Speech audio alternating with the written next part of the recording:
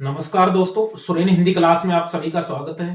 RPSC second grade की तैयारी कर रहे हैं तो हमें एक पाठ्यक्रम का विश्लेषण बहुत जरूरी है।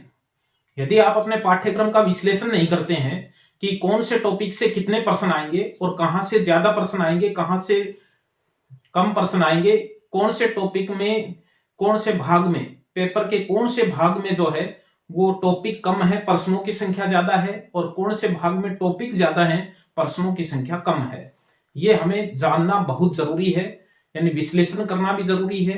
और ये जान लिया क्या हमने इन टॉपिकों को अच्छी तरह से पढ़ा कि नहीं पढ़ा, जिनमें से 5-5 प्रश्न भी आएंगे, हमें देखने को मिलेंगे और लगातार देखने को मिलेंगे। अब देखिए, ये वर्गीकरण है, सेकंड ग्रेड हिंदी का पाठ्यक्रम है और 3 खंडों में विभाजित है। पहला खंड है माध्यमिक उच्च माध्यमिक स्तर, माध्यमिक और उच्च माध्यमिक स्तर है पहला खंड। और इससे देखिए माध्यमिक उच्च माध्यमिक स्तर है और इससे ये 180 नंबर का है, ये 180 नंबर का है और इसमें से प्रश्नों की संख्या जो है वो 90 है, 90 प्रश्न आएंगे। ये हिंदी व्याकरण है, माध्यमिक उच्च माध्यमिक स्तर का हिंदी व्याकरण है और इसमें से 90 प्रश्न आएंगे। 150 में से 90 प्रश्न इन्हीं टॉपिकों से आएंगे और इन टॉपिकों की संख्या है 30, प्रश्न है 90। प्रत्येक टॉपिक से औसत 3 है, लेकिन कुछ ऐसे टॉपिक हैं जिनसे 5-5 प्रश्न भी आएंगे। ये देखिए, स्वर व्यंजनों का वर्गीकरण है, तत्सम तद्भव विदेशी शब्द, यहां से प्रश्न ज्यादा आएंगे।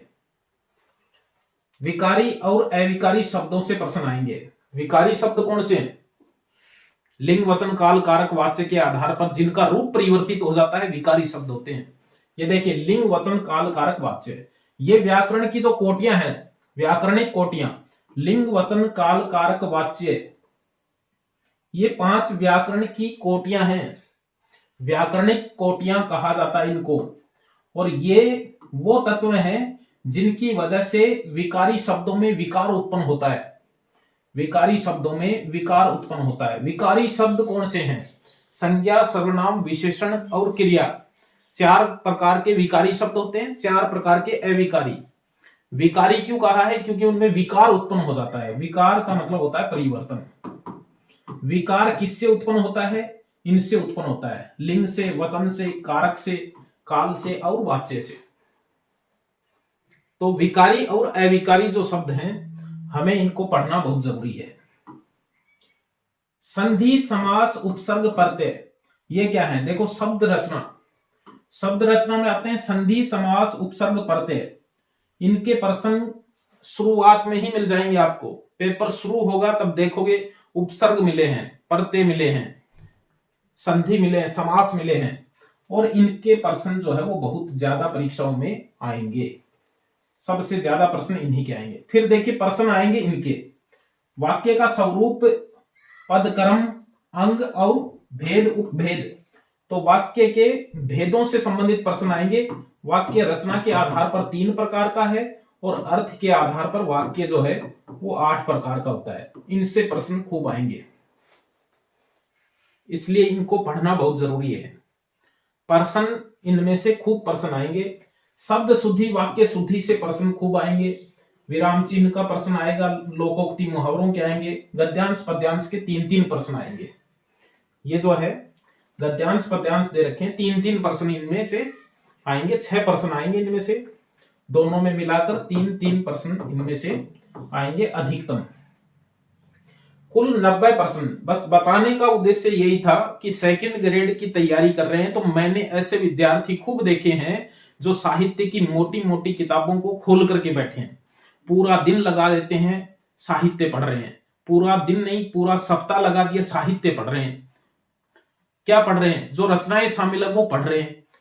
जबकि आप पिछले प्रश्न हमने किए हैं, प्रश्न पत्र हमने किए हैं, 2020 के किए हैं, 2022 में जो पेपर हुए थे हमने वो हल किए हैं यूट्यूब के ऊपर, और उनको देखा है उसमें कि 90 क्वेश्चन हिंदी व्याकरण के हैं और जो रचनाओं के प्रश्न हैं वो बिल्कुल अधर से पूछे गए हैं। यदि गहराई से कोई प्रश्न पूछा भी जाता है तो 5-7 प्रश्नों के लिए हमें इतनी गहराई से साहित्य को नहीं पढ़ना है।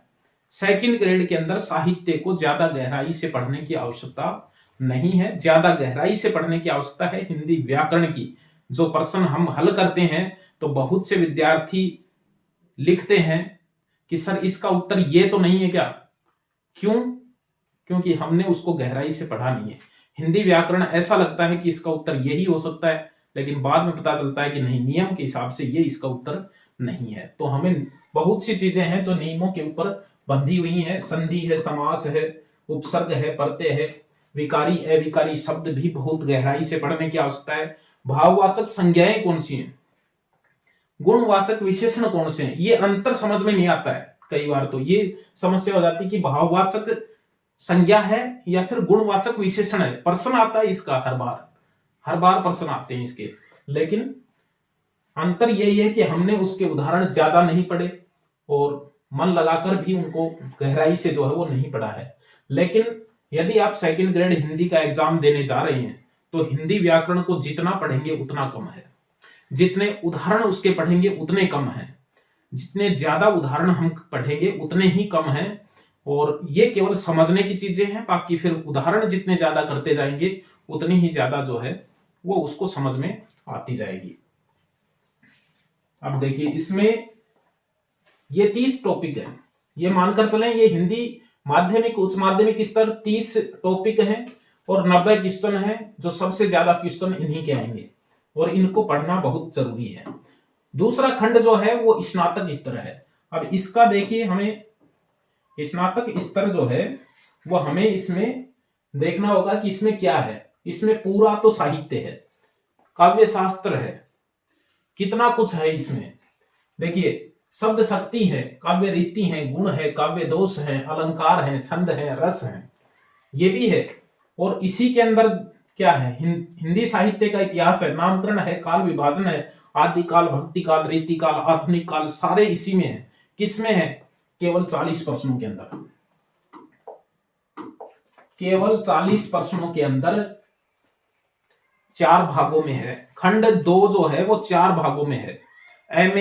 ए में काव्य शास्त्र है, ब में पूरा इतिहास है। प्रश्न कितने आएंगे? 10 आएंगे। 10 क्यों आएंगे? क्योंकि इसमें से भी आएंगे, इसमें से भी आएंगे। हालांकि इसमें से इतने प्रश्न नहीं आएंगे, 10 प्रश्न नहीं आएंगे, ज्यादा प्रश्न तो इसी में से आएंगे, लेकिन औसत बता रहे हैं हम कि इसमें खंड 4 हैं, ए ब से द।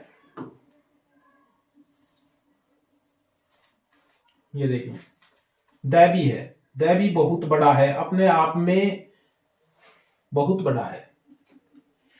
कितने प्रश्न आएंगे?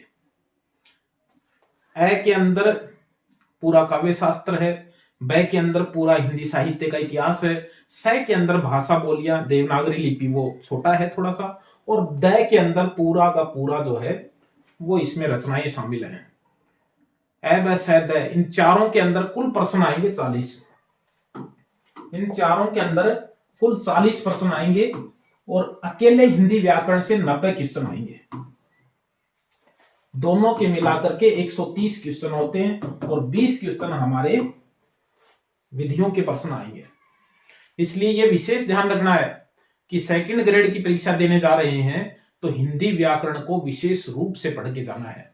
उसमें से प्रश्न आएंगे और वो प्रश्न यदि 90 में से हमारे प्रश्न 80 होते हैं सही, 85% सही होते हैं, 75 भी सही होते हैं, तो भी बहुत अच्छे मार्क्स उसमें आ सकते हैं। अब देखिए इसमें तीसरा जो खंड है इसमें केवल 20 प्रश्न आएंगे, इसमें केवल 20 प्रश्न आएंगे और हमने इस खंड के प्रश्न पढ़ लिए हैं। पिछले 2 पेपरों के 40 प्रश्न हमने इसमें पढ़े हैं और प्रश्न इसमें भी रिपीट होते हैं। और इसमें केवल विधि नहीं है, क्योंकि जब विद्यार्थी फोन करता है, बार बार पूछता है फोन करके कि सर विधियों के प्रश्न करवाए, केवल विधि नहीं है, ये हिंदी शिक्षण की से संबंधित जो भी टॉपिक काम में होते हैं वो सारे इसमें है। हिंदी शिक्षण कौन से हैं? भाषाई कौशल हैं। कौशल कौन से हैं? चारों कौशल हैं। और अभिव्यक्ति को विशेष रूप से पढ़ना है, अभिव्यक्ति को विशेष। अब देखिए हिंदी की विभिन्न विधाओं का शिक्षण, विभिन्न विधाओं का शिक्षण का मतलब कहानी, नाटक, कविता, निबंध, विधाओं का शिक्षण।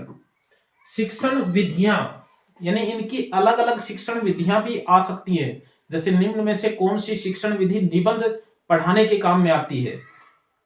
कविता लेखन की कौन सी विधि सर्वश्रेष्ठ विधि है? तो विधाओं का शिक्षण और शिक्षण विधियां, पाठ योजना निर्माण, इकाई व दैनिक गद्य।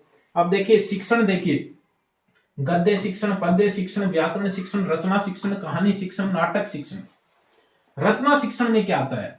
रचना शिक्षण में ही निबंध शिक्षण आता है। हमारे नहीं आते पेपर के अंदर, 10वीं 12वीं पेपर में होता है रचना शिक्षण। रचना क्या है? रचना पत्र लेखन जो है, निबंध लेखन है, वो रचना में ही आता है। फिर इसमें अ और आ दो दे दिए। आ में क्या है? भाषा शिक्षण में निदानात्मक परीक्षण है, उपचारात्मक शिक्षण है, सहायक सामग्री है, भाषा शिक्षण में मूल्यांकन है, और पाठांतर्गत पाठोपरांत मूल्यांकन है। पाठांतर्गत है कि पाठ पढ़ा रहे हैं उसके अंदर जो प्रश्न पूछकर मूल्यांकन करते हैं वो पाठांतर्गत है, और पाठोपरांत है पाठ पढ़ाने के बाद में जो मूल्यांकन कर रहे हैं, बच्चों से प्रश्न पूछ रहे हैं, वो पाठोपरांत है। तो ये सारे जो टॉपिक हैं, हमें एक एक टॉपिक को जो है वो उसमें देखना है, एक एक टॉपिक को पढ़ना है, किसी भी टॉपिक को छूटेगा नहीं, प्रश्न आएंगे उनमें से। तो फिर मिलेंगे अच्छे बिंदु के साथ, तब तक के लिए बाय। हार्दिक बधाई व धन्यवाद, अच्छे नंबरों से पास हैं इसलिए।